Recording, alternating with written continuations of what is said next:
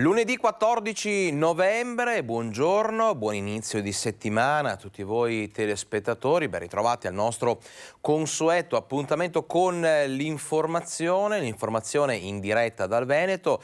Inizia oggi, come sempre, a mezzogiorno il nostro Focus TG e terminerà alle 13:30, un'ora e mezza da trascorrere in vostra compagnia per restare aggiornati su tutto quello che è successo, che sta succedendo nel nostro territorio.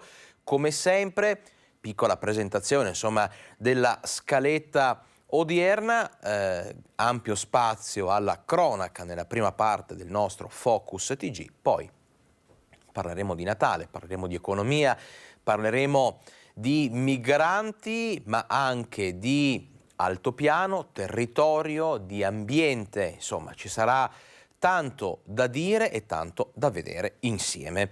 Noi iniziamo adesso subito con il primo lancio, con il primo servizio di cronaca e ci spostiamo a Porcellengo, siamo nel Trevigiano. Prima il tentativo di investire il rivale, poi è spuntato un coltello. A Porcellengo una violente lite tra stranieri l'altro giorno è finita nel sangue al setaccio, i filmati della videosorveglianza. Il sindaco si appella nuovamente al ministro Nordio e chiede serve la certezza della pena. Vediamo. Vi è una telecamera proprio nella piazza centrale di Porcellengo. Adesso in collaborazione con i carabinieri visioneremo i filmati e vediamo se riusciamo a individuare quali sono i protagonisti di questa vicenda. In piazza Matteotti a Porcellengo sono ancora visibili le tracce di sangue sul muro e sul citofono dello stabile che ospita anche bar e negozi. Il risultato di una violenta lite, forse tra nordafricani, la notte di venerdì, che ha messo in allarme la piccola frazione di paese. Poco dopo l'una un giovane sarebbe stato investito da una Fiat Punto condotta da un altro individuo, poi sceso per picchiare il ragazzo, venendo a sua volta ferito, ma è un'ipotesi ancora in cerca di conferme, con una coltellata. Io sono basita, nel senso che anche l'episodio che ha colpito è accaduto alle Fiere di San Luca. Noi veneti non abbiamo il coltello facile, non abbiamo rese di conti, non fa parte del nostro territorio. Io spero vivamente che sia il primo e ultimo episodio nel territorio di paese. I carabinieri intervenuti sul posto non hanno trovato lì nessuno dei due soggetti. Fondamentali saranno la testimonianza di un 25enne che stava rincasando e i filmati della videosorveglianza. Il sindaco si appella al nuovo governo perché si applichi maggior rigore di fronte a episodi di questo genere. Confido nel ministro Nordio in quanto sono episodi che non fanno parte della nostra cultura veneta, assolutamente, e vedono come protagonisti sempre degli stranieri. Speriamo in pene più certe e sicure, perché da parte nostra, delle forze dell'ordine, la sorveglianza e il pattugliamento dei territori c'è. Facile magari catturare e imprigionare queste persone per poi rilasciarle il giorno dopo. E intanto una notizia dell'ultima ora, arrivata proprio qualche secondo fa in redazione. La Digos della Questura di Padova ha dato avvio questa mattina a una serie di perquisizioni presso le abitazioni di militanti e della sede del movimento Casa Pound. L'attività si inquadra in una indagine coordinata dal sostituto procuratore della Repubblica di Padova, Sergio Dini. Chiaramente daremo aggiornamenti, qualora ce ne fossero, di questa iniziativa della Digos, della Questura di Padova, e quindi insomma ulteriori sviluppi e dettagli nel corso di questa edizione di Focus TG, oppure insomma vi rimando chiaramente alle edizioni serali dei nostri telegiornali. Prima di andare avanti parliamo un attimo anche di Covid. È arrivato il bollettino che insomma riassume brevemente quella che è la situazione legata all'epidemia, alla presenza del virus in Veneto. Ebbene, salgono nelle ultime 24 ore i ricoveri ospedalieri per Covid in Veneto. Ieri sono stati registrati 1229 nuovi casi, che portano il totale da inizio pandemia a 2.468.879. Chiaro che lo ripetiamo da purtroppo anni, e lo ripetiamo ogni volta che insomma andiamo in onda di lunedì, i dati insomma appunto del bollettino del lunedì sono dati parziali per la ridotta attività insomma di inserimento dati e screening che viene effettuata sabato e domenica. 8 le vittime nelle ultime 24 ore. Diamo ancora qualche dettaglio: scende il numero degli attuali positivi, 383 in meno nelle ultime 24 ore, sono comunque quasi 51.500 gli attuali positivi in Veneto, mentre negli ospedali, come vi dicevo, i ricoverati nei reparti non critici, quindi non terapia intensiva, fanno segnare un più 32 nelle ultime 24 ore e aumentano anche le terapie intensive, più 2, che a livello regionale salgono complessivamente a 46. Questo era un po' il quadro della situazione. Noi continuiamo adesso con i nostri servizi, continuiamo con la cronaca, ci spostiamo a Torreglia. Investe una donna e scappa, denunciato un pirata della strada. È stato individuato il pirata della strada che nel tardo pomeriggio di venerdì a Torreglia ha investito una donna che stava camminando lungo via San Daniele, facendola cadere nella canaletta adiacente alla strada. Il racconto di un testimone ha aiutato i carabinieri ad individuare il conducente dell'auto, che non si è fermato a prestare soccorso e che per questo ieri è stato denunciato. Si tratta di un 66enne residente a Torreglia. Un passante ha memorizzato la sua targa. La donna, ferita anche lei residente a Torreglia, è stata soccorsa e portata in ospedale, ha riportato qualche botta. Il 66enne pirata della strada, oltre alla denuncia, si è visto ritirare la patente. In questi giorni vi stiamo raccontando, vi stiamo testimoniando una lunga serie di furti in abitazioni, furti in attività commerciali. È davvero un periodo in cui i ladri sembrano essersi veramente scatenati e nel prossimo servizio parliamo addirittura di ladri acrobati, perché furti in casa, nuovi assalti a Jesolo, appunto con la banda di ladri acrobati che in un caso ha agito anche in pieno giorno. A Jesolo, ladri acrobati entrano in casa anche in pieno pomeriggio e mettono a soqquadro le due diverse abitazioni, rovistando e mettendo sottosopra tutte le stanze. Rubato soldi, collane e pure 2 statue di Natale. I 2 colpi a Cortellazzo tra giovedì e venerdì scorso, con la banda di ladri che ha preso 2 abitazioni vicine. Nel primo caso sono entrati nel magazzino, impadronendosi di alcuni attrezzi da giardinaggio, compreso un decespugliatore e anche un bilanciere con dei pesi installati. La seconda effrazione tra le 19 e le 21, orario in cui i proprietari sono usciti per andare a cena e rientrati, vale a dire nelle 2 ore di assenza del colpo. I banditi sono entrati in azione forzando una finestra al piano terra che affaccia tra l'altro in una strada molto trafficata e quindi frequentata. Una volta all'interno hanno chiuso la finestra, passando in rassegna tutte le stanze e fuggendo con un bottino tra contanti, oro e addobbi natalizi. Altra notizia di questa mattina: hanno evaso 4 milioni, oltre 4 milioni di euro, nei guai 2 imprenditori trevigiani, maxi operazione andata a buon fine della Guardia di Finanza. Vediamo. Sono accusate di aver trasferito illecitamente oltre 4 milioni di euro su conti correnti presso istituti di credito in Svizzera e nel Principato di Monaco per evadere le tasse. Nei guai sono finiti 2 imprenditori trevigiani attivi nel settore metalmeccanico e in quello dell'arredo per uffici. L'operazione della Guardia di Finanza di Treviso che ha recuperato quasi 2 milioni di euro. Le indagini delle Fiamme Gialle hanno permesso di ricostruire l'entità della somma che i 2 contribuenti hanno trasferito all'estero, facendoli sfuggire al fisco italiano grazie alla cooperazione internazionale tramite il reparto del Comando Generale. I conti non erano intestati a 2 imprenditori ma a società create in paesi offshore. Le somme sono state poi ricondotte ai 2 contribuenti trevigiani e sottoposte a tassazione in Italia ai fini delle imposte sui redditi dell'IVA. Le contestazioni fiscali rientrano nell'ambito di un'indagine condotta dalla Guardia di Finanza di Firenze che aveva scoperto come diversi cittadini italiani, tramite un'organizzazione criminale transnazionale, avevano trasferito capitali ingenti all'estero in paesi considerati a fiscalità privilegiata.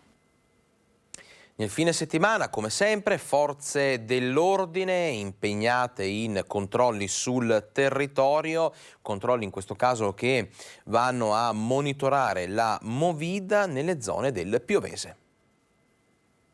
Una studentessa di Brugine trovata con quasi 7 grammi di hashish e per questo segnalata alla prefettura. Un 37enne è multato perché guidava ubriaco, un 65enne uscito di strada a Polverara trovato con un tasso alcolemico fuori dai limiti della legge. Sono solo alcuni dei risultati dei controlli dei carabinieri di Piove di Sacco nella notte tra sabato e domenica nei principali luoghi della movida della Saccisica. Controlli non solo nei locali ma anche nelle principali strade che collegano il territorio con la città. 24 veicoli fermati, 52 persone identificate, 2 le multe fatte e una patente ritirata.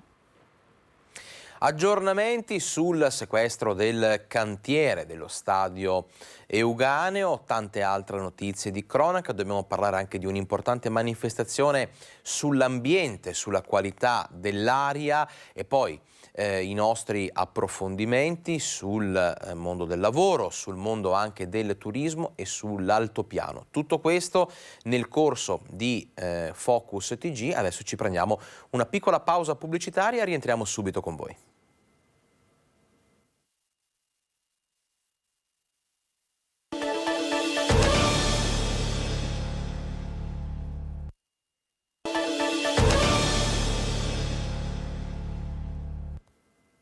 Ben ritrovati in diretta con il nostro Focus TG. Allora, prima della pausa pubblicitaria abbiamo lanciato un servizio, attività della Guardia di Finanza che è intervenuta per un'operazione di evasione di 4 milioni di euro, i cosiddetti paradisi fiscali. Ma la Guardia di Finanza è impegnata in questo periodo anche in tante altre attività di controllo. Ad esempio, in vista delle festività natalizie, sono già iniziati i controlli su quello che riguarda il commercio di fuochi d'artificio da parte delle Fiamme Gialle, in questo caso le Fiamme Gialle di Padova, che hanno sequestrato più di 1 tonnellata di botti che non erano stati stoccati con le dovute procedure.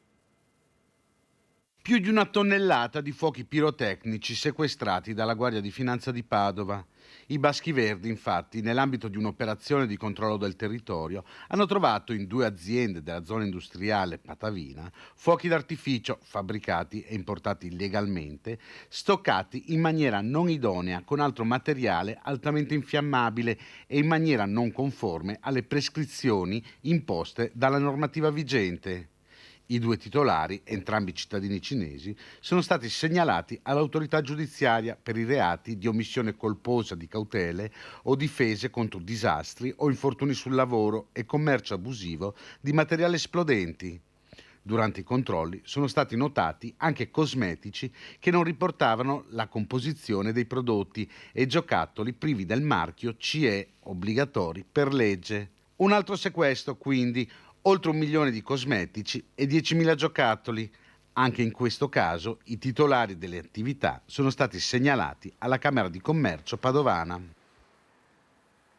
Agenti di polizia filmati e insultati sul web. Un giovane italiano di origini marocchine si è opposto a un controllo dando dei razzisti ai poliziotti e deridendoli sui social. Immediata, dura la denuncia del sindacato di polizia che dice è impossibile continuare a lavorare in questa situazione. Ragazzi, video mi hanno appena arrestato perché sono di colore, credo. Vabbè. Gli schiamazzi di una decina di giovani radunati tra via Alzaia e il Put venerdì notte, 2 volanti che intervengono e un 20enne italiano di origini marocchine che si oppone ai controlli e fa filmare tutto dalla fidanzata per poi postare sui social un video in cui insulta e denigra i poliziotti.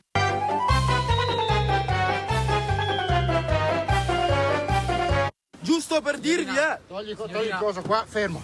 testimoni Adesso tutti. stai buono, sali in macchina. Salgo in macchina. Stai buono, adesso stai buono. Però Prima trattatelo bene che sono 2.000 euro di borsello, prima no, adesso stai buono. Dentro in macchina. Dentro in macchina. Togliti. Stiamo compiendo un'attività, non deve interrompere l'attività di polizia giudiziaria. Okay? È il segretario regionale della Federazione Sindacale di Polizia, Maurizio Ferrara, a denunciare l'episodio accaduto a Treviso e a sottolineare in che condizioni siano ormai costretti a operare gli agenti. Se non si possono più fare controlli a persone di carnagione scura, è bene che qualcuno, credo, che si assumi la responsabilità di sancirlo e dirlo in una norma, perché questo è l'unico modo per evitare che i poliziotti non possano fare il loro dovere. Il ventenne trevigiano portato in questura è stato denunciato per resistenza a pubblico ufficiale e così pure la sua ragazza. La polizia trevigiana sta valutando se procedere con una denuncia anche per diffamazione e azioni legali vengono annunciate anche dal sindacato nei confronti in particolare dei cosiddetti leoni da tastiera che in calce alle notizie di attività e controlli postano commenti violenti e offensivi. Però non le nascondo che ci siamo stancati di dover in qualche modo ogni giorno difenderci dai motivati attacchi, da gratuite illazioni, solo perché questo è il modo più facile per impedire alla polizia, intimidendola, di fare il proprio mestiere. Andiamo avanti con la nostra scaletta di servizi. Brutto risveglio ieri per i residenti di Via Lago nella frazione appunto di Laghi a Cittadella. Sul selciato infatti sono stati trovati più di 50 chiodi stellati. Una cinquantina di chiodi a stella lasciati in via Don Giuseppe Lago nella frazione di Laghi a Cittadella. Un episodio che preoccupa i residenti. Sono già 3 le auto che si sono ritrovate con le ruote bucate. La scoperta domenica mattina da parte di un residente. Subito allertati i carabinieri che ora stanno indagando. I chiodi sono stati gettati lungo la strada, con tutta probabilità, nella notte tra sabato e domenica. Un episodio molto simile a quello che era successo ad aprile, sempre in Alta Padovana, a Fontaniva.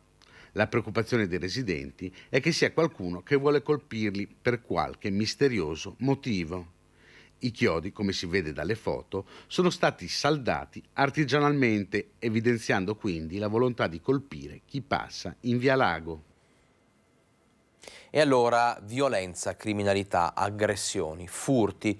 È davvero un momento sicuramente delicato questo, che vede impegnate su più fronti le forze dell'ordine. Vittime sono le famiglie, i commercianti, gli esercenti, ma in questo caso, nel prossimo servizio, vi raccontiamo quello che è successo a un tassista aggredito a Padova da 6 ragazzi, un episodio che ha già mobilitato non solo l'opinione pubblica, ma ad esempio anche Radio Taxi, che denuncia che episodi come questi sono purtroppo sempre più frequenti.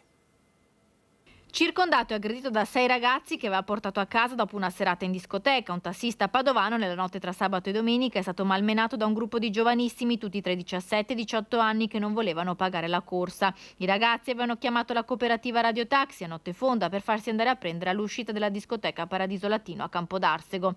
Al telefono viene subito specificato il costo della corsa, visto che si tratta di una extraurbana. Il tassista, prima di partire per andare a prendere i ragazzi, ha telefonato ai ragazzi chiedendo e dicendo che se erano a conoscenza che il prezzo sarebbe stato più alto, perché il taxi, quando parte da Padova, parte con il tassametro acceso per arrivare a destinazione. In auto però i ragazzi si mostrano fin da subito alterati e cominciano ad insultare il tassista, che si offre di lasciarli gratuitamente a Reschigliano. Loro però chiedono di essere accompagnati in via Cardinal Callegari all'Arcella. Una volta scesi hanno cominciato a inveire contro il tassista e gli hanno dato 10 euro di tutta la corsa, al che appunto ho detto insomma no, non va bene così.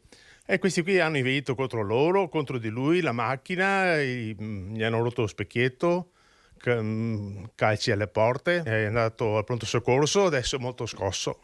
L'autista, ancora scosso, ne avrà per almeno una settimana. La sua auto è ammaccata e ha subito danni. I carabinieri intervenuti sul posto hanno bloccato i ragazzi. Uno di loro aveva anche 1,5 grammi di hashish e per questo è stata segnalata alla prefettura, mentre tutto il gruppo è stato denunciato per danneggiamento, lesioni e rapina. Purtroppo, dicono i rappresentanti della cooperativa Radio Taxi, non sono isolati atteggiamenti aggressivi nei confronti dei tassisti. È sempre più difficile, soprattutto venerdì e sabato sera, zone del centro, Ghetto, via Gritti, via dell'Arco, eccetera. C'è sempre un problema a passare, perché ci danno calci, botte, si chiudono i specchietti per fare dispetti. Continuiamo con la cronaca: rapine, ferimenti, spaccio di droga e furti. Sono diversi gli episodi attribuiti a 2 pericolosi pregiudicati africani che adesso sono stati scortati in Gambia. 2 gambiani, un curriculum criminale di cui vergognarsi. Uno ha 25 anni, sbarcato a Lampedusa nel 2016, vive di espedienti. Nel 2021 una rapina in un supermercato aveva portato al ferimento di una cassiera. 2 anni fa a Schio l'aggressione di un anziano rapinato del portafoglio. Poi un furto in abitazione a 2 ville. Inseguito dalle forze dell'ordine, oppone resistenza a pubblico ufficiale. Gli episodi che gli vengono attribuiti lo hanno portato a patteggiare 2 anni di reclusione. Espulso, aveva fatto ricorso sostenendo di non meritare il rimpatrio perché ben integrato in Italia. Ma il tribunale di sorveglianza aveva rigettato la sua opposizione proprio per la sua pericolosità sociale. L'altro gambiano ha 43 anni, richiedente asilo politico. Nel 2017 inizia a spacciare droga a Milano, dove viene trovato con 2 coltelli e un martello. Nel 2018 viene condannato per droga, ricettazione e resistenza a pubblico ufficiale. L'immigrato, irregolare in quanto non idoneo all'ottenimento della protezione internazionale che aveva richiesto, si trasferisce in Veneto, a Vicenza, e continua a delinquere fino all'arresto per cumulo di pene.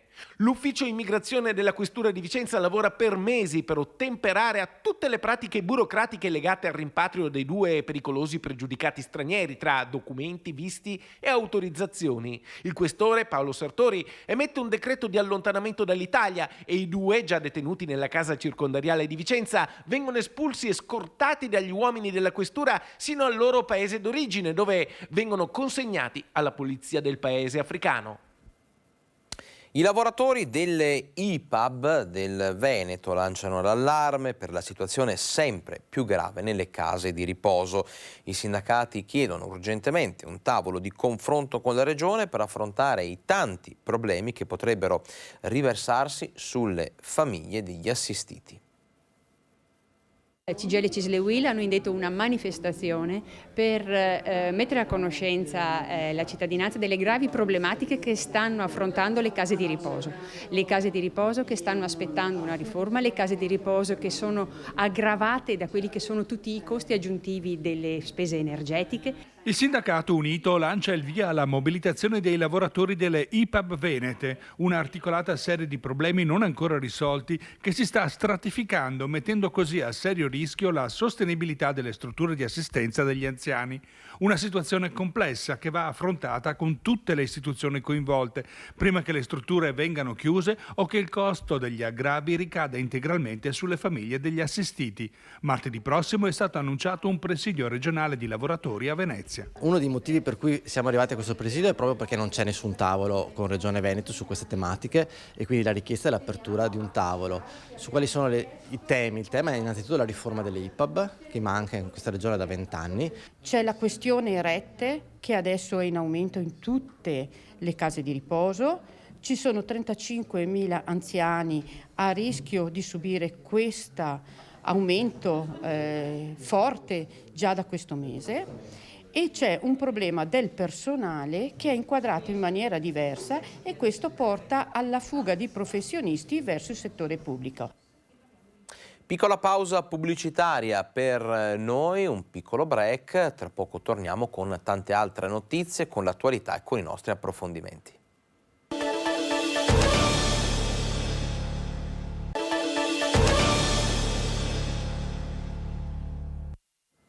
Ben ritrovati in diretta con Focus TG. Adesso facciamo un passo indietro perché nel fine settimana il convegno organizzato a Padova dal Partito Democratico sulle conseguenze della guerra è stata l'occasione anche per ribadire la posizione del Veneto e di anticipare la data del congresso. Già 600 le firme raccolte su change.org dall'appello lanciato dall'europarlamentare Alessandra Moretti. Prima di fare alleanze politiche bisogna fare alleanze sociali. Siamo impegnati nell'opposizione, un'opposizione che sarà dura, intransigente, a difesa del nostro territorio, e siamo impegnati anche per il congresso.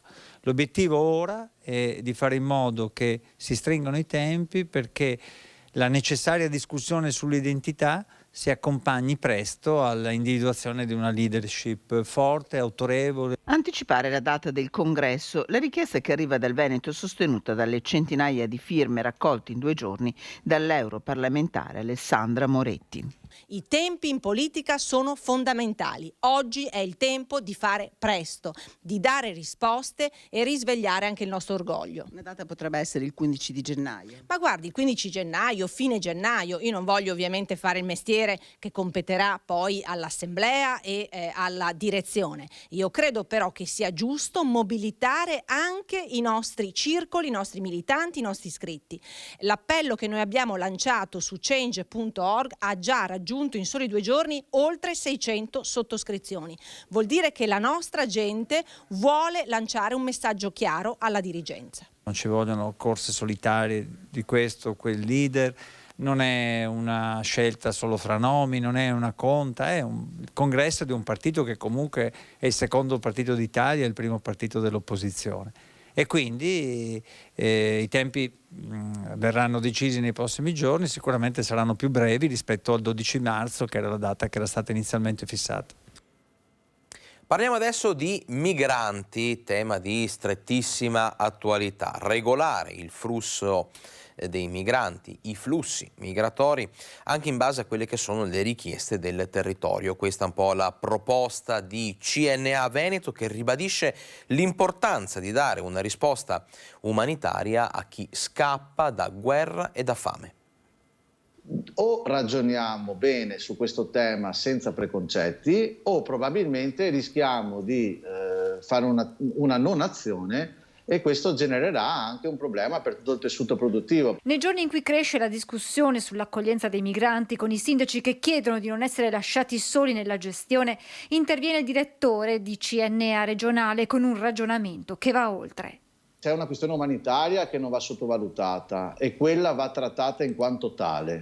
L'altra parte dell'immigrazione invece deve essere controllata. Un pezzo di ragionamento rispetto alle figure professionali, rispetto alle richieste delle imprese, rispetto a quelli che sono poi gli spazi di lavoro, dobbiamo farlo. Per Ribone è necessario abbandonare ogni preconcetto legato all'immigrazione.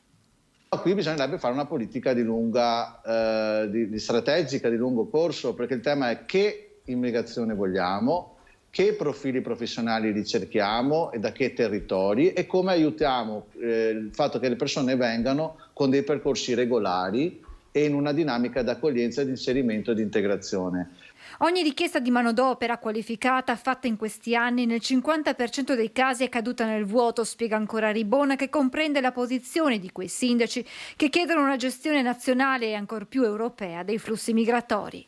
Hanno ragione i sindaci. Il problema non sono mica i sindaci si trovano nella situazione di dover affrontare un'emergenza, bisognerebbe coinvolgerli in un ragionamento più ampio e dopo alla fine non metterli uno contro l'altro.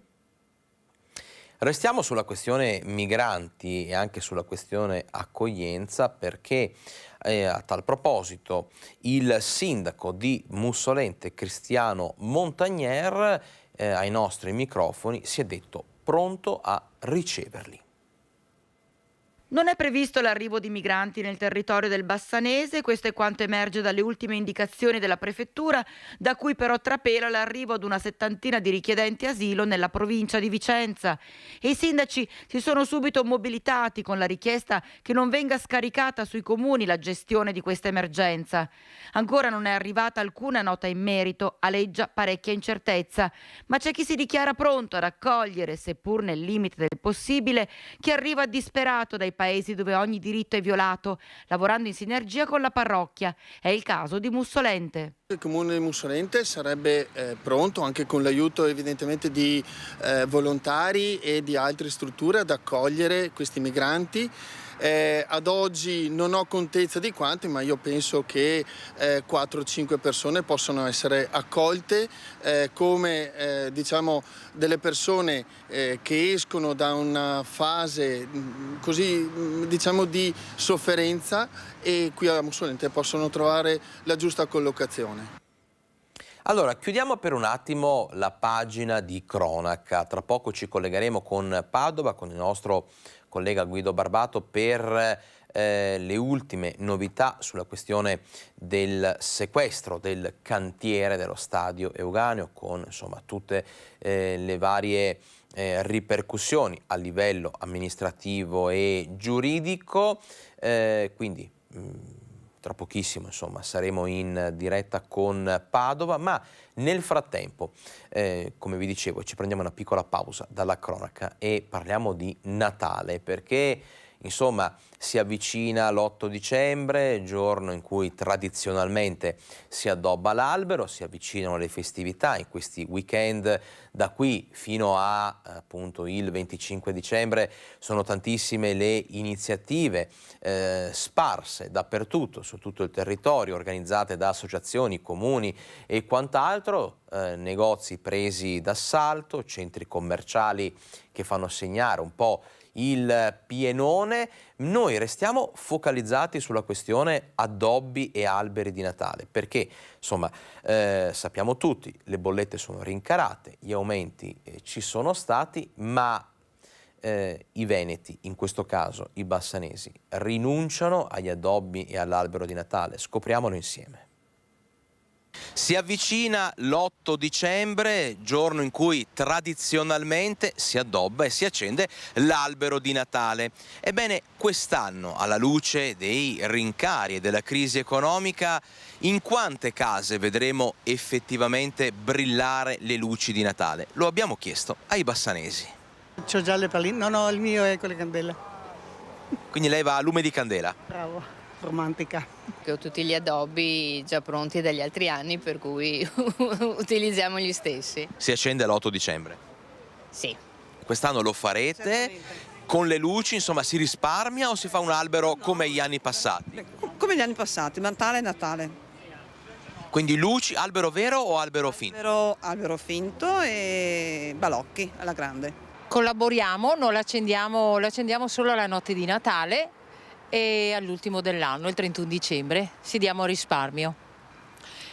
Io non rinuncio e quindi lo accendo, magari solitamente lo faccio i primi di dicembre, quest'anno lo farò un po' più avanti, però lo accendo perché non rinuncio alle lucine di Natale. Io credo che non rinuncerò magari qualcos'altro, però un po' di luce mi dà veramente la sensazione di un po' di festa, di un po' di serenità e secondo me in questo periodo abbiamo anche bisogno. No dai, ci sarà l'albero, magari gli ultimi giorni però lo prepariamo come ogni anno. È il primo Natale in cui lei capirà qualcosa, quindi per forza l'albero di Natale, non è Natale senza.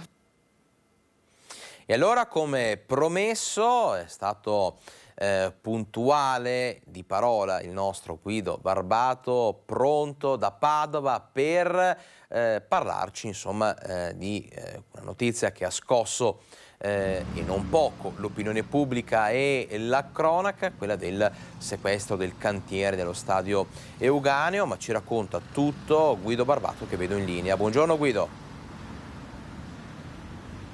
Buongiorno Alex, buongiorno a tutti. Sì, siamo puntuali perché effettivamente oggi è il primo giorno, è l'inizio degli interrogatori relativi alle persone interessate da quanto disposto dalla magistratura, oltre al sequestro del cantiere dello stadio Euganeo, ovvero intanto si comincia con gli imprenditori. Il primo che ha varcato la soglia del Palazzo di Giustizia stamattina è l'imprenditore bresciano Giovanni Vattiato, titolare della Tecnoedil, giunto accompagnato dall'avvocato Silvana Savoldelli. Entrambi risiedono nella provincia bresciana. Perché il Vattiato non ha esattamente dei capi di imputazione, ma è dovuto assolutamente presentarsi dal giudice perché nei suoi confronti è stata applicata anche nei suoi confronti la misura interdittiva di divieto di contrattare con enti pubblici. Dopodiché mercoledì si attende il titolare della impresa vincitrice dell'appalto per i lavori, l'azienda E-Steel di Roma, e il suo titolare l'ingegnere Elio Scirocchi. Quindi si inizia, poi sono già stati sentiti i funzionari comunali, vedremo cosa succederà con il sindaco Giordani, che ha chiesto di essere ascoltato dal pubblico ministero Roberti, che appunto è il titolare dell'inchiesta, con l'intenzione di fare chiarezza. Probabilmente, e anche quest'oggi, l'interrogatorio dell'imprenditore Vattiato è ancora in corso, lo stiamo aspettando qui all'esterno del Palazzo di Giustizia in via Niccolò Tommaseo. Il giudice vuole capire in che maniera è stato gestito il subappalto dei lavori. Ricordo che l'appalto dei lavori allo stadio è di 4 milioni, è stato aggiudicato per 4 milioni e 700 mila euro appunto all'azienda Estil, però questa azienda ha poi iniziato una serie di appalti, in particolare alla ditta Tecnoedil. Quello che la magistratura vuole appurare è se si siano seguite le esatte procedure che riguardano i subappalti, che ricordo sono piuttosto, come potremmo definire, stringenti e pongono dei paletti abbastanza di legge, ovviamente stiamo parlando di legge. C'è un tetto massimo dell'affidamento dei lavori, l'azienda che riceve il lavoro in subappalto deve presentare determinate caratteristiche sia produttive e organizzative, ma anche per esempio di documentazione. Tra questa documentazione c'è il certificato antimafia. Non succede questa cosa quando il lavoro viene dato in subaffidamento. Il tetto dei lavori è più basso, non necessitano tutte queste pratiche, può farlo discrezionalmente il titolare dell'appalto senza informare l'azienda o l'ente appaltatrice, in questo caso il Comune di Padova. Le cose vanno più spicce e perciò resta da capire se però queste procedure sono state svolte correttamente. Mi pare di capire che questa sia l'intenzione della magistratura padovana attraverso il pubblico ministero Benedetto Roberti e la verifica, gli interrogatori di garanzia o comunque di verifica che sono a carico in questi giorni al GIP Elena Lazzarin. Ecco, questa è l'estrema sintesi. Da oggi si comincia forse a capire di più, appena avremo delle notizie che trapeleranno dal Palazzo di Giustizia, ve le daremo magari nei telegiornali della sera, per vedere e sentire la posizione degli imprenditori che in questo momento appunto sono bloccati nella loro attività e non possono trattare con enti pubblici, e poi sentiremo, quando sarà il momento, anche quella che è la posizione del Comune di Padova, che, come avrete letto magari sui giornali, sui siti di informazione, si parla magari di pressioni perché si rispettino i tempi di consegna. D'altronde è giusto anche che con i soldi dei contribuenti le cose poi si facciano anche nei tempi stabiliti. Almeno mi pare questo il principio che ha mosso le eventuali possibili probabili pressioni del sindaco Giordani. Ecco, questo è tutto. Quindi oggi un primo interrogatorio, mercoledì 16 un secondo interrogatorio, sempre legato comunque ai titolari dei lavori presso lo stadio Euganeo. Direi che al momento, Alex, è tutto dal Tribunale di Padova. Grazie a Guido Barbato per il suo collegamento, per i suoi aggiornamenti. Noi adesso rientriamo in studio per andare in pubblicità, ma tra poco saremo pronti a collegarci con Venezia per un'importante manifestazione e per fare il punto della situazione sulla qualità dell'aria. Quindi parliamo di ambiente, dobbiamo continuare a parlare di Natale, dobbiamo parlare di energia, di turismo, di altopiano, insomma tanto da vedere, da approfondire insieme, ma adesso, come vi dicevo, piccola pausa pubblicitaria, rientriamo tra pochissimo.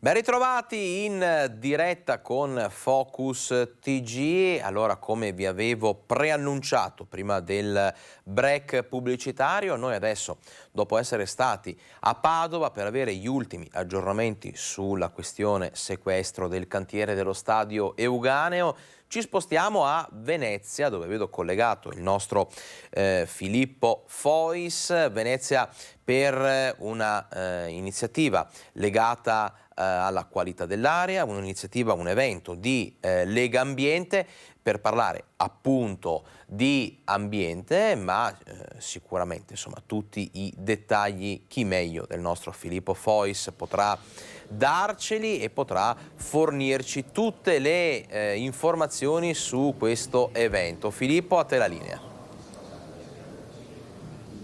Grazie Alex, buongiorno a te e buongiorno ai telespettatori di Rete Veneta. Siamo a Venezia e si sta svolgendo, oramai siamo verso le conclusioni dei lavori, il primo summit per l'aria pulita del Veneto. È stato organizzato da Lega Ambiente Veneto, ma non è solamente il primo summit del Veneto di questo genere, è il primo summit proprio a livello nazionale e parte proprio qui da noi nella nostra regione. Al di là di queste porte ci sono tutti gli assessori all'ambiente dei 7 comuni capoluogo di provincia del Veneto, c'è l'assessore regionale Bottacin, c'è naturalmente sono anche i vertici di Lega Ambiente e al mio fianco c'è il direttore di Lega Ambiente Veneto, Piero De Candia. Intanto le chiedo, direttore, che quadro esce sulla qualità dell'aria in Veneto? Voi avete presentato tutta una serie di ricerche che sono state svolte nell'ultimo anno.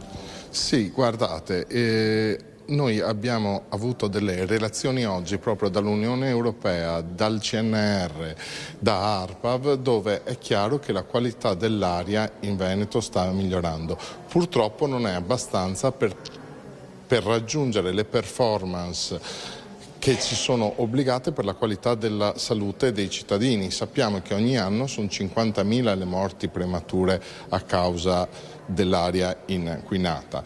Però sta migliorando la qualità dell'aria grazie a moltissime buone pratiche messe in campo dai comuni, dai territori che stanno dando il loro contributo per affrontare il tema e anche grazie a quei cittadini che sempre di più capiscono il tema e rispettano le ordinanze che a volte li vedono anche imitati negli spostamenti. Ecco, diciamo questo, la qualità dell'aria sta migliorando perché i comuni prendono dei provvedimenti che poi a volte non vanno tutti nella stessa direzione, nel senso che c'è chi punta più su un aspetto, più su un altro. Per esempio, sono stati distribuiti dei questionari a tutti i comuni che hanno più di 30.000 abitanti in Veneto e il quadro che è uscito, intanto che sono stati investiti 400 milioni di euro, quasi mezzo miliardo dai comuni del Veneto proprio per migliorare la qualità dell'aria, e poi un quadro proprio a macchia di leopardo, come vi dicevo, per quello che riguarda le politiche che sono state messe in campo. Per esempio Padova è in testa per investimenti e mobilità condivisa. Che cosa significa mobilità condivisa? La mobilità condivisa è proprio quello strumento che ci aiuta ad evitare lo spostarsi attraverso il mezzo privato, attraverso l'auto, ma ci consente di spostarsi in bici o in monopattino con una sorta di noleggio a brevissimo termine, ci consente di fare spostamenti brevi, specialmente all'interno della città, senza per forza dover utilizzare appunto l'auto privata. Treviso invece è al top per gli incentivi ai cittadini. Di che incentivi stiamo parlando? Per quanto riguarda il comune di Treviso, è chiaro che sta investendo sulla riqualificazione energetica degli edifici, in quanto il riscaldamento è un altro responsabile delle emissioni inquinanti dell'aria e negli ultimi 3 anni ha erogato ai cittadini più di 600.000 euro per il rinnovo delle caldaie e quindi l'efficientamento degli edifici.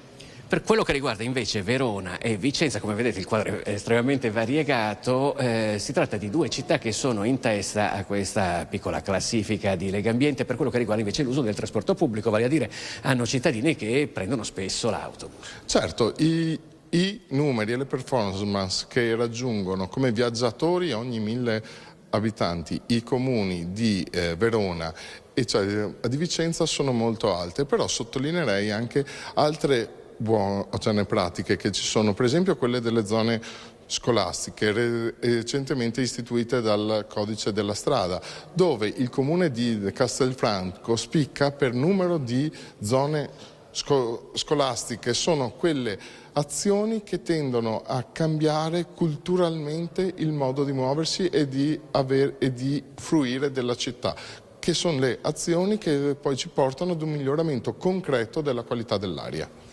Quello di oggi presumo sia un punto di partenza chiaramente, e da qui dove vogliamo arrivare? Soprattutto in questo fare squadra, nel senso che oggi gli assessori dei vari comuni hanno avuto anche modo di confrontare le proprie politiche e quindi fare rete marciando tutti nella stessa direzione. Esatto, lo scopo di questo summit è che sia un punto di partenza per riuscire a coordinare sempre di più le azioni previste da governo, regioni ed amministratori con un obiettivo unico e ben direzionate. Oggi il Ministero ha chiarito che ci sono oltre 200 milioni di euro nei prossimi 3 anni per la qualità dell'aria e bisogna capire dove spenderle e come spenderli in maniera efficace ed efficiente. Questo lo si può fare solo coordinandosi e condividendo le necessità. Le faccio un'ultima domanda di stretta attualità, naturalmente, che ha a che vedere con la situazione internazionale. Siamo in piena crisi energetica. L'assessore di Venezia, De Martin, ci ha detto che al porto di Venezia stanno sbarcando tantissime navi, sono praticamente aumentate in maniera esponenziale, che trasportano carbone, perché chiaramente, vista la situazione attuale, si sta tornando a tutte le fonti di energia che sono disponibili, per cui dice dovremo aspettarci per forza di cose che ci sia un aumento delle CO2 nel prossimo periodo. Questo è un risultato di una drammatica scelta economica che non ci ha visto puntare fino in fondo sulle rinnovabili. Noi siamo stati i primi in Europa a raggiungere risultati straordinari con il fotovoltaico e ci siamo visti bloccare perché sono stati bloccati gli incentivi ad un certo punto. Ora bisogna ricominciare a correre capendo che la vera sostenibilità è il puntare sulle rinnovabili e non sulle fonti fossili, quindi sempre per rimanere in attualità non trivelliamo l'Adriatico, che ci darebbe pochissimo gas e creerebbe grossi problemi per la subsidenza, ma tiriamo fuori le pale, quelle eoliche. Perfetto, allora con questo slogan, Alex, se non ci sono domande io vi restituirei la linea da Venezia, ringraziando Piero De Candia, che è il direttore di Legambiente Veneto. Ringraziamo il direttore di Legambiente Veneto, ringraziamo te Filippo per questo importante, interessante collegamento che insomma chiudiamo con lo slogan efficace, insomma più che mai utilizzato dal direttore di Legambiente. Noi rientriamo in studio grazie al nostro collega Filippo Fois. Prima dei vari collegamenti con il territorio avevamo iniziato a parlare di Natale e allora continuiamo perché abbiamo visto che insomma i bassanesi non rinunciano agli addobbi, non rinunciano alle luci dell'albero. Adesso però parliamo della terza edizione di un concorso legato allo shopping natalizio per sostenere il commercio di prossimità in forte sofferenza. Quindi si aiutano i negozi del centro storico, i negozi di vicinato. 6 i comuni che quest'anno hanno aderito all'iniziativa. La situazione è sicuramente difficile perché i costi di materie prime sappiamo tutti dove sono andati, per non parlare di energia e quant'altro che sono veramente le stelle. I piccoli negozi di prossimità stanno pagando il prezzo più alto della crisi, prima per la pandemia, ora per i rincari delle materie prime. Il periodo natalizio da sempre è il momento dell'anno che rappresenta una boccata d'ossigeno per il comparto e una spinta arriva dal concorso Ti Premiamo, che quest'anno vede il coinvolgimento di tutto il quartiere del Piave. Ai 4 comuni che avevano aderito l'anno scorso, Pieve, Farra, Refrontolo e Sernaglia, si sono aggiunti in questa terza edizione anche Moriago e Vidor. Ci piaceva l'idea di poter essere vicini alle nostre attività e trasmettere loro un segnale positivo di ripartenza. Al fianco dei negozi di prossimità ora si schierano le amministrazioni comunali. Investire nei negozi del proprio paese, investire nel territorio e quindi i soldi rimangono all'interno del territorio e si crea un circolo virtuoso. Usciamo da 2 anni già complicati per altri motivi e questo, il caro energia, adesso è stato un problema che si è aggiunto ai problemi che già c'erano, però comunque vedo che insomma vanno avanti. Il sostegno assolutamente va a chi comunque anche nei momenti di difficoltà è stato presente e che sono i nostri commercianti, i nostri negozi di vicinato, quindi le amministrazioni, e qui lo dimostriamo, sono proprio presenti al loro fianco. Il concorso ha preso il via qualche giorno fa e proseguirà fino al 5 gennaio. I cittadini, effettuando una spesa minima nei negozi che aderiscono all'iniziativa, riceveranno una cartolina che permetterà loro di partecipare all'estrazione finale dei premi buoni acquisto da spendere nelle attività aderenti al concorso. Anche attraverso questa iniziativa del premio natalizio vogliamo sostenere le nostre attività commerciali facendo in modo appunto che le risorse investite vengano poi appunto tornino nel tessuto commerciale del nostro territorio. Adesso ascoltiamo l'appello del titolare di uno storico locale di Zero Branco che fatica a trovare dipendenti. Cercasi personale, presentarsi o inviare curriculum. Sempre più spesso si trovano cartelli simili fuori da negozi e ristoranti. Questo in particolare è l'annuncio affisso sulla vetrina dello storico Caffè Commercio, da 20 anni aperto in centro a Zero Branco. Per il titolare Claudio Ciolin queste sono settimane complicate. Da un lato il peso delle bollette che si fa sempre più preoccupante. Parliamo di 3 volte di più, noi pagavamo sui 1.000-1.200 euro, siamo arrivati a 4.000.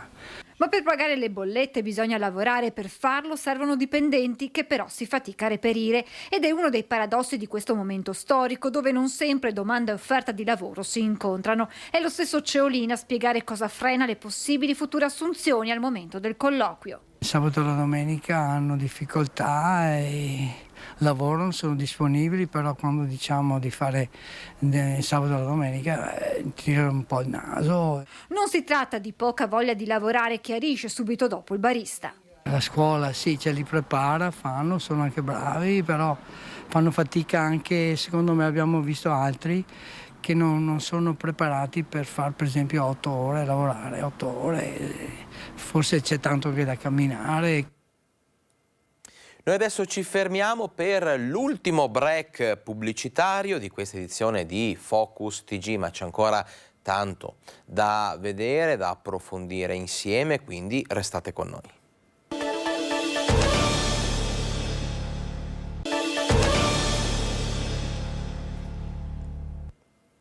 Ben ritrovati in diretta con Focus TG, noi continuiamo a parlare di attualità legata alla cronaca perché ci spostiamo nel Trevigiano, monta la protesta dei sindaci contro le alte fatture per gli extra profitti ricavati dalla gestione di impianti fotovoltaici di proprietà dei comuni, una tematica di cui abbiamo già iniziato a parlare e a darvi conto negli scorsi giorni. Ebbene, così facendo si mettono in crisi i bilanci dei municipi. Questo l'allarme, la denuncia dei primi cittadini. Vediamo. E allora anche a noi appunto ci è arrivata a metà di ottobre una fattura pari 3 fatture per un totale di quasi 170.000 euro. Ma l'ultima era di 182.000, però su un totale, perché il tempo passa e gli impianti lavorano, penso che supereremo il 500.000 da rendere. Dopo la denuncia fatta proprio dai nostri microfoni, nelle ultime ore il sindaco di Farra di Soligo, Mattia Perencina, è stato contattato dai colleghi di Fontanelle e Vittorio Veneto, che a loro volta hanno ricevuto fatture salatissime derivanti dagli impianti fotovoltaici di proprietà dei comuni. A Vittorio 12 anni fa sono stati installati 7 impianti con una produzione di 1.300.000 kWh l'anno, in gran parte rivenduti.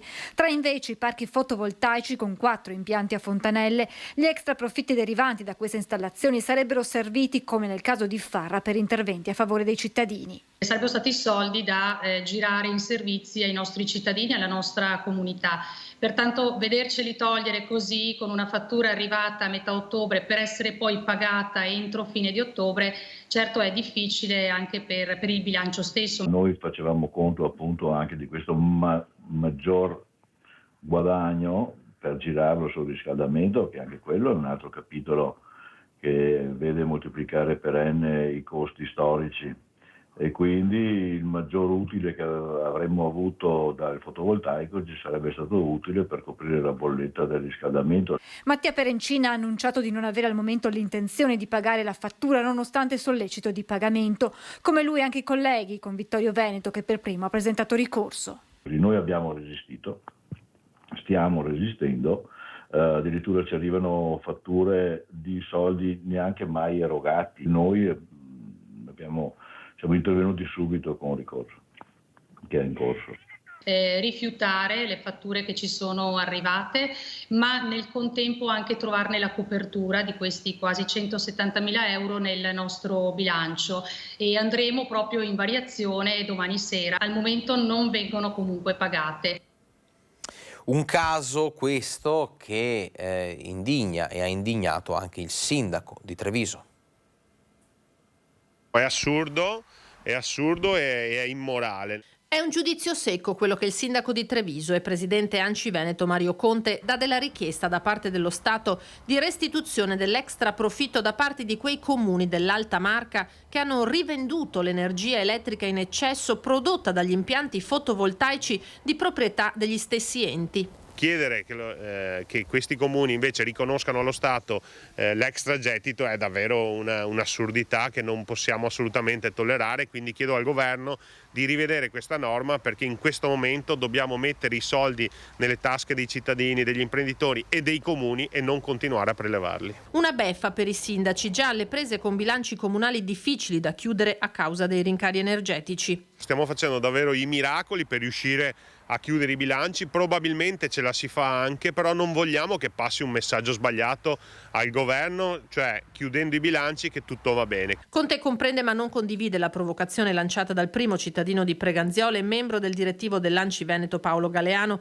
di non approvare proprio i bilanci entro il 31 dicembre e andare così in esercizio provvisorio. Sarebbe sbagliato, perché il rischio è quello di continuare a penalizzare i nostri cittadini provocando lo Stato, quindi le provocazioni servono a poco. Capisco e condivido le preoccupazioni del sindaco di Preganziol Galeano, con il quale nei prossimi giorni ci incontreremo, e soprattutto sarà un tema che affronteremo nella prossima assemblea ANCI, perché condivido con lui che sarebbe bene muoversi in modo uniforme, tutti i comuni allo stesso modo.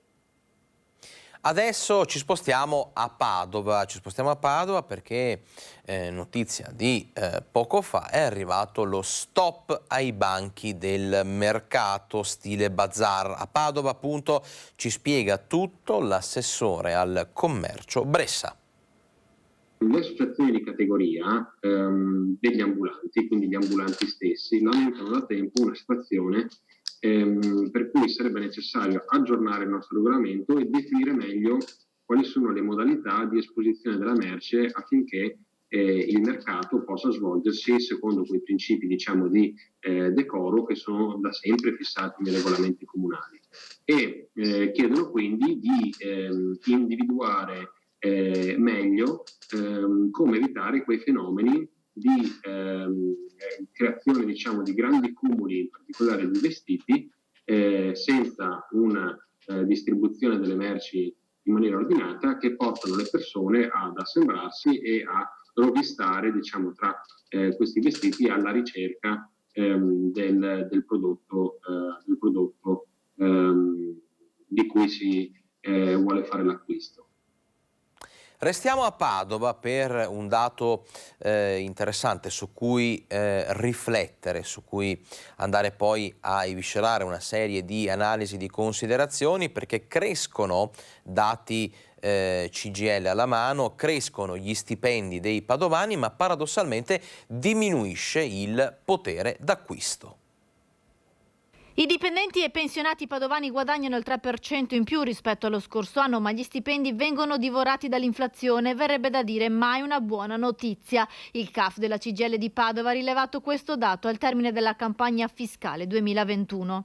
Purtroppo quello che è successo quest'anno è che, nonostante ci sia stato un aumento effettivo dei redditi medi, ricordiamo che parliamo di redditi medi di lavoratori dipendenti, lavoratrici dipendenti, pensionate e pensionati, non è sufficiente a compensare quelli che sono stati gli aumenti inflattivi trainati da qualcosa che era inaspettato naturalmente, ovvero il balzo del costo di tutte le materie energetiche.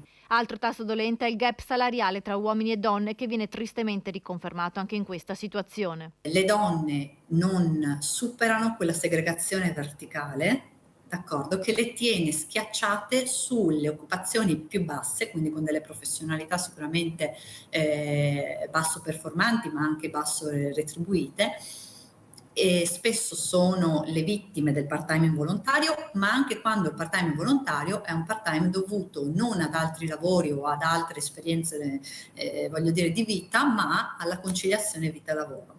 Questo poi si ripercuote nelle pensioni, che sono ancora più basse. Cambiamo decisamente argomento. Olimpiadi Milano-Cortina 2026, se ne è parlato a Mogliano a margine del forum della piccola industria di Confindustria. Sentiamo. Credo che sarà necessario, per arrivare a compimento di alcune infrastrutture fondamentali per questa competizione, di commissariare, di avere 2 o 3 commissari per alcune opere fondamentali, perché se no non riusciremo ad averle in tempo. Il 2026 sembra lontano, ma è dietro l'angolo per un'infrastruttura. Un messaggio chiaro, quello lanciato dal presidente di Confindustria Carlo Bonomi nel corso del forum della piccola industria a Mogliano. L'Italia non deve trovarsi impreparata ad un appuntamento, quello delle Olimpiadi 2026, che vedrà gli occhi del mondo puntati sui giochi invernali di Milano-Cortina. Il nodo ora riguarda la realizzazione di alcune opere fondamentali, ma il tempo a disposizione è poco. Per questo il numero 1 degli industriali chiede di commissariare questi interventi perché siano portati a termine in tempo utile. Parole in linea con quanto da tempo chiedono le categorie economiche bellunesi come Confindustria. Carlo Bonomi in Veneto non ha parlato solo di Olimpiadi, tanti temi affrontati dalle trivellazioni alle grandi emergenze che vive in questo momento il paese. Caro bollette e costo del lavoro in primis, con la richiesta del presidente di Confindustria di tagliare il cuneo fiscale attualmente del 46%. Un appello rilanciato dal presidente di Piccola Industria Baroni. Oggi le urgenze sono il caro bollette, liquidità alle imprese e il taglio del cuneo fiscale. Queste sono le 2 grandi priorità che oggi ci servono. Il cuneo fiscale serve perché dobbiamo mitigare ed evitare uno scontro sociale all'interno delle nostre fabbriche. Parliamo adesso di sanità. Nel frattempo, insomma, diamo un altro velocissimo aggiornamento sui dati Covid per chi, insomma, non avesse potuto seguire all'inizio, insomma, il nostro giornale. Salgono i ricoveri ospedalieri in Veneto nelle ultime 24 ore, sono 32 ricoveri in più in area non critica, 2 terapie intensive in più, che sono complessivamente 46 in Veneto attualmente, quindi i dati chiaramente fanno riferimento al monitoraggio, allo screening e a, insomma, i dati inseriti nelle ultime 24 ore. Lo sapete, lo sappiamo, insomma, quando c'è di mezzo il weekend, il fine settimana, l'attività proprio di analisi, di aggiornamento e quant'altro ne risente, quindi questi dati sono parziali, insomma, da domani si avranno sicuramente, come d'abitudine, numeri più precisi. Noi, dicevo, si parla di sanità anche nel prossimo servizio, carenza di medici di base, un'emergenza che resta lontana da una soluzione nel territorio, ad esempio di competenza dell'ULSS 8 Berica. Facciamo il punto della situazione con il direttore dei servizi sociosanitari, Achille Di Falco.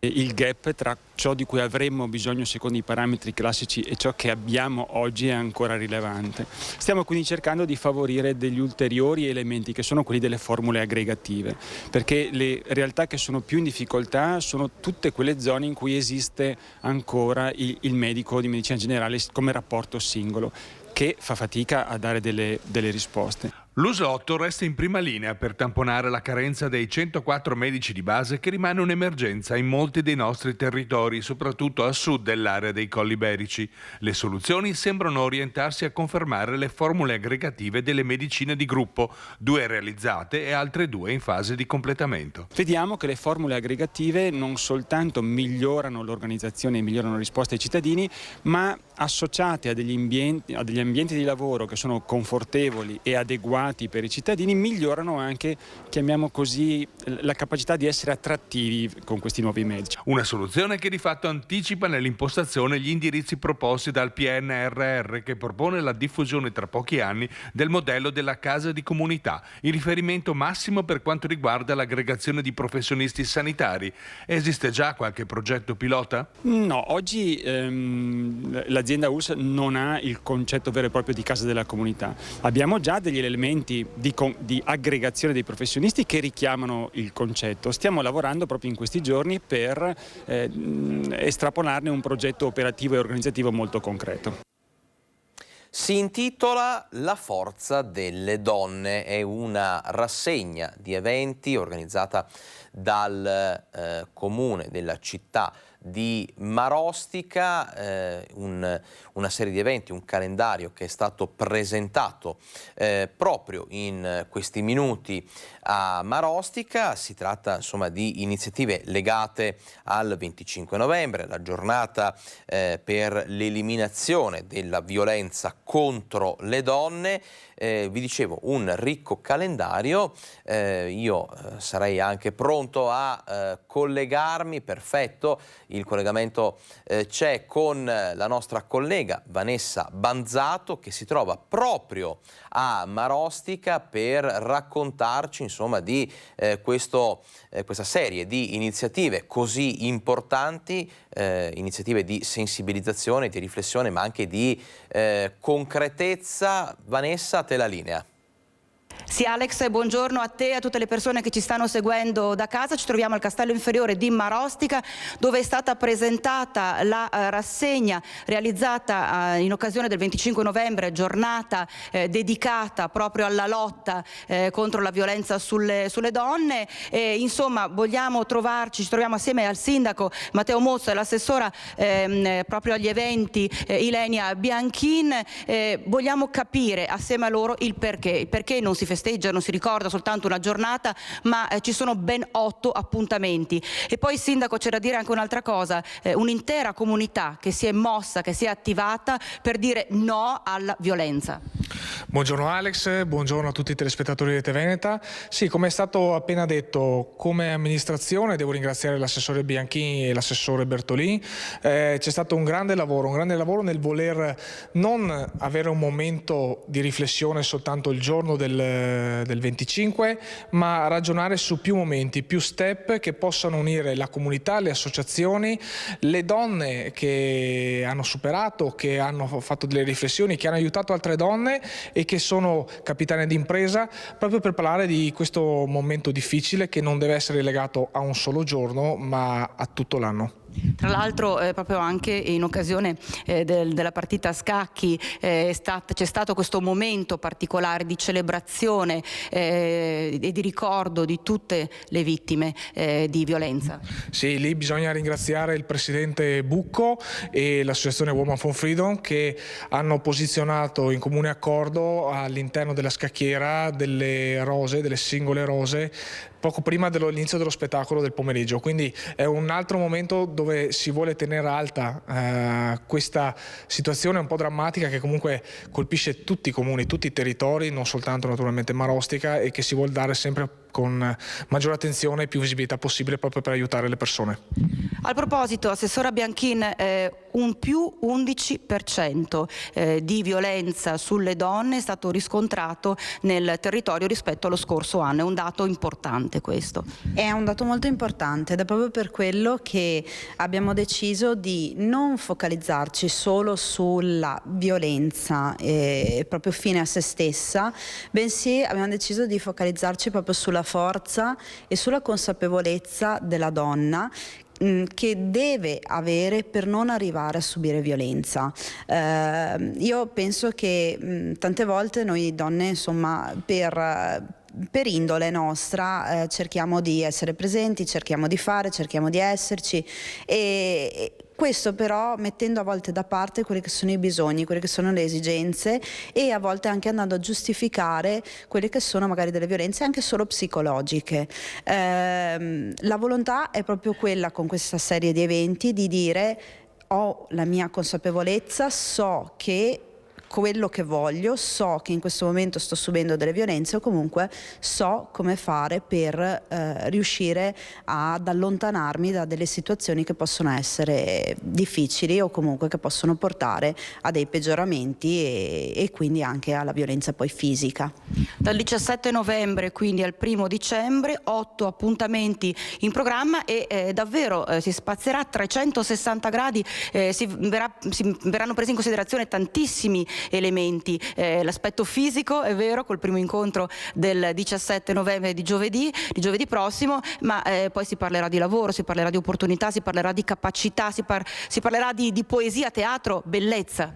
Direi proprio di sì, si parte proprio da quello che è l'aspetto fisico, quindi dalla comunicazione che diamo con l'aspetto fisico, alla forza fisica, alla forza psicologica, alla capacità di migliorare, di crescere personalmente, alla situazione alle situazioni che ci sono anche nell''ndrangheta, piuttosto che quindi a liberarsi anche da situazioni abbastanza gravi che di solito insomma sono considerate molto difficili, e poi appunto alla poesia, al teatro, al cinema e all'aspetto economico e finanziario, perché quello è del lavoro, che quella è la cosa principale e importante, insomma l'indipendenza economica e lavorativa. Ecco, io concluderei proprio facendo così una domanda al sindaco che è emersa durante la conferenza stampa, ovvero si vuole veramente, concretamente abbattere anche l'omertà che vige anche nei nostri territori. Sì, esatto, l'ho detto anche in conferenza stampa. Ahimè, non bisogna andare solo in alcune parti d'Italia per pensare che ci sia l'omertà. L'omertà c'è anche nei nostri territori, soprattutto su tematiche di questo tipo.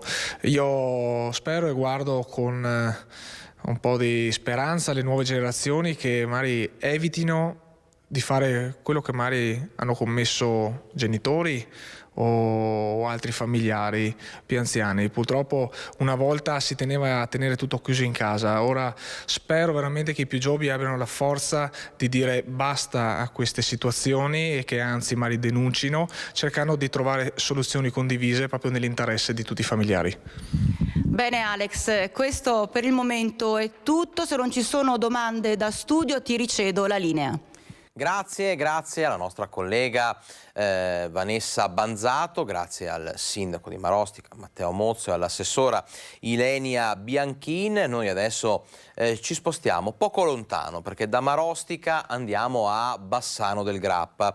Ve l'abbiamo già raccontato nei giorni scorsi, ma approfondiamo la vicenda perché un'indagine di Confartigianato Veneto ha fatto chiarezza su quanti siano gli edifici pubblici in disuso, abbandonati nella città di Bassano. Ebbene, sono 29, un dato che ha subito suscitato una presa di posizione da parte delle minoranze. Vediamo. C'è l'ex ospedale, c'è il nuovo edificio del Tribunale che è ancora completamente inutilizzato, ci sono pezzi della caserma Fincato, c'è un plesso scolastico a Marchesane, c'è tanta roba. Sono 29 le unità immobiliari pubbliche in disuso o abbandonate a Bassano. A dirlo un'indagine di Confartigianato Veneto, più di 15.000 metri quadrati di superfici che portano la città al terzo posto nella provincia per strutture pubbliche non utilizzate. Gli edifici ci sono da molto tempo, idee sono sorte, qualcuna stava anche prendendo gambe e sono state bloccate quelle idee, ma poi non ne sono state presentate altre e ad oggi l'inutilizzo c'è. A fronte peraltro di richieste, perché noi abbiamo associazioni, scuole di musica, società sportive, cioè non mancano le persone, i sodalizi, le associazioni che avrebbero bisogno, che hanno bisogno di edifici. Idee e progetti per valorizzare spazi ancora oggi in disuso, una mappatura dormiente della città che al momento non sembra risvegliare l'interesse dell'amministrazione comunale. Il progetto del Polo della Protezione Civile per la caserma Fincato, che è rimasta in questi 3 anni e mezzo di amministrazione Pavan lettera morta, quindi primo elemento sul quale questa amministrazione doveva e poteva portare avanti un progetto e non ha fatto nulla. Il progetto del recupero dell'ospedale vecchio per fare la casa della musica, era già finanziato una somma per iniziare la sistemazione ed ospitare le aule per poter fare scuola di musica e ospitare le varie realtà cittadine, la filarmonica piuttosto che i cori giovanili che ci sono in città. E anche questo è rimasta lettera morta. Incerte le sorti di altri simboli pubblici della città, dal Caffè Italia alla Scuola Mazzini. C'è poi dulcis in fundo il cratere del Santa Chiara, sul quale si continuano a spendere soldi per degli studi di fattibilità per progetti faraonici, e noi continuiamo a dire: fermatevi, non andate avanti con queste idee che rischiano di indebitare la nostra città per altri 20 anni, facciamo un ragionamento concreto, troviamoci attorno a un tavolo e ragioniamo su un recupero possibile e reale di quell'area, facendo degli investimenti e degli interventi che sono coerenti con il bilancio cittadino. Parliamo adesso di filiera lattiero-casearia, un comparto veramente importante per l'economia del Veneto, ma un comparto che non sta di certo vivendo momenti semplicissimi. La filiera lattiero-casearia, tanto importante per il Veneto, sta vivendo un momento molto complicato. L'aumento delle spese e dei costi incide sulle stalle, sui caseifici e in generale su un mondo che sta cambiando pelle per rispondere alle esigenze di una congiuntura storica di grande impatto. I consorzi fanno da ombrello e da stella polare in questo caso. Da un anno a questa parte i nostri allevatori e produttori stanno facendo i conti con dei costi che sono decisamente aumentati. Basti pensare a mais e soia, che incidono più di tutti come componente nella razione alimentare. Ebbene, il prezzo rispetto a marzo-aprile del 2020, del 2021, anzi basti tornare indietro di un anno, è aumentato. È aumentato il costo del gasolio agricolo, non serve che dica niente sui costi dell'energia, perché ne paghiamo le conseguenze tutti noi tutti i giorni. Sono aumentati i costi di logistica. Nuove domande impongono nuove risposte. Questa situazione ci costringe a trovare soluzioni diverse dal passato, non potendo contare sugli automatismi che c'erano una volta, e quindi stiamo cercando nuovi canali, nuovi mercati e nuovi paradigmi comunicativi per promuovere e valorizzare ancora di più e meglio l'Asiago DOP. L'export diventa in questa fase una voce fondamentale nel bilancio delle aziende venete. Stiamo cercando di recuperare contributi per spingere l'export, contributi comunitari, stiamo impostando progetti importanti al di fuori dell'Europa, anche col mondo dei vini ad indicazione geografica, e l'export quest'anno sta segnando per fortuna un più 5% in quantità e un più 10% a valore. Il comparto primario del Veneto e la filiera lattiero-casearia nostrana hanno sempre avuto nel loro DNA la capacità di rispondere egregiamente alle sfide del futuro, e pare che anche stavolta la risposta sia incisiva. Ci sono aziende, diciamo, sotto pressione maggiormente rispetto al passato, però ci sono anche aziende che stanno sfruttando la congiuntura e quindi il minor afflusso di prodotto dall'estero per recuperare quote di mercato. Ecco, quindi noi cerchiamo di vedere l'aspetto positivo della situazione. Cultura, e non solo. Ad Arzignano la biblioteca comunale dona 200 libri alle scuole per invitare gli studenti alla lettura. La biblioteca comunale esce dalle proprie mura ed entra nelle scuole consegnando libri. 50 copie per ogni scuola con titoli che toccano temi cari ai giovani. L'obiettivo è quello di invitare gli studenti alla lettura e preparare elaborati in vista dell'incontro con gli autori, con i quali potranno confrontarsi e condividere le proprie impressioni sulle opere lette. Sono libri naturalmente che ricchi di significato, sono stati scelti appunto per far riflettere i ragazzi, che poi avranno la possibilità anche di confrontarsi con l'autore in primavera.